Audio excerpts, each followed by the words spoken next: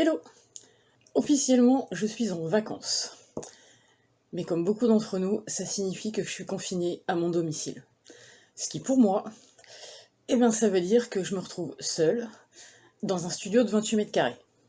Mais comme il était hors de question que je me laisse abattre ou que je me mette à déprimer, j'ai donc organisé mes journées de manière à les rendre productives.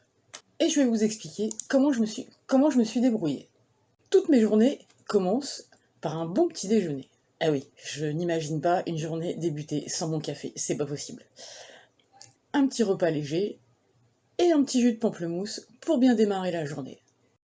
Ensuite, je m'accorde ma phase de lecture. Alors oui, j'ai de quoi piocher dans ma bibliothèque. C'est un petit peu ma case de référence. Et je ne vais pas m'ennuyer parce qu'il y a quand même quelques volumes dans ma pile à lire. Je viens de terminer aujourd'hui le petit livre de l'Ikigai, un livre de Kenmoji, très court. Il doit y avoir à peu près 200 pages. Si je résume, c'est la méthode japonaise pour trouver un sens à sa vie. Très intéressant, très facile à lire. Et on va passer au suivant.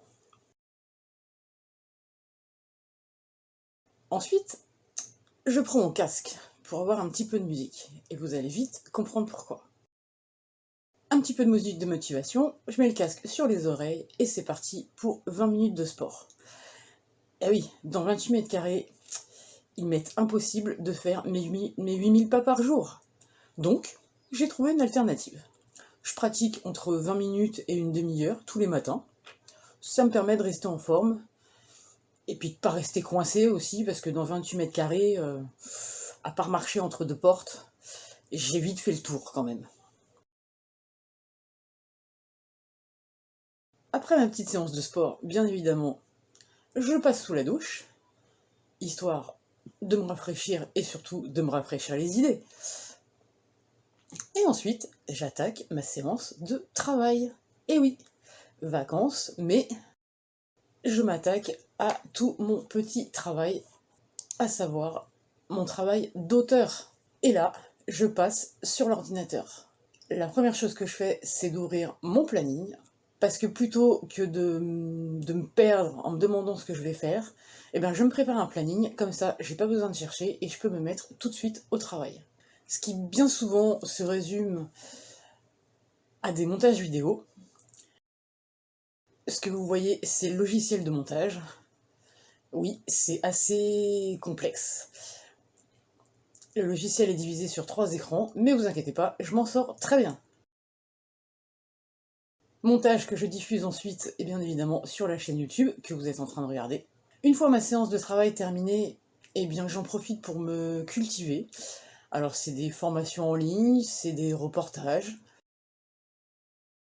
Ce qui m'a permis cette dernière semaine d'installer un autorépondeur, de créer une newsletter qui va rentrer dans les emailings.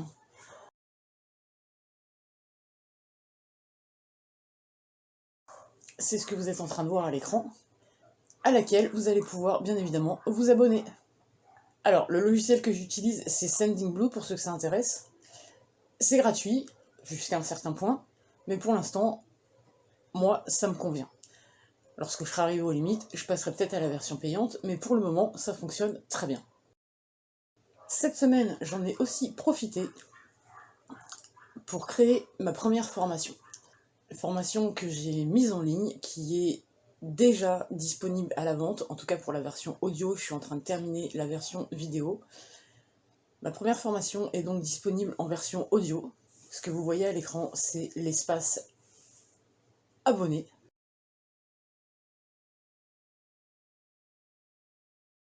Sur la plateforme que vous êtes en train de voir à l'écran. Et voilà comment ça se présente.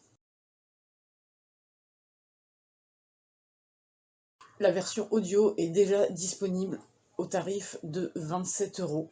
Et la version vidéo sera très prochainement disponible. Je suis en train de la terminer. En fin de journée, j'en profite pour scroller mes mails que je n'ouvre pas pendant que je travaille. Donc je check les mails en fin de journée et je vais aussi sur Facebook pour les commentaires, les publications, etc. etc. plutôt que de le faire 10 fois dans la journée, je ne le fais qu'une seule fois par jour, ça m'évite de perdre du temps. Et puis pour terminer ma journée, je me prépare un bon petit repas devant un bon film. Et je termine par une petite séance de méditation qui me sert de somnifère et ça fonctionne très très bien. Et voilà comment j'organise mes journées. Voilà, une petite vidéo un peu particulière, un peu différente de celle que vous avez l'habitude de voir. Mais voilà, je trouvais ça sympa. À bientôt!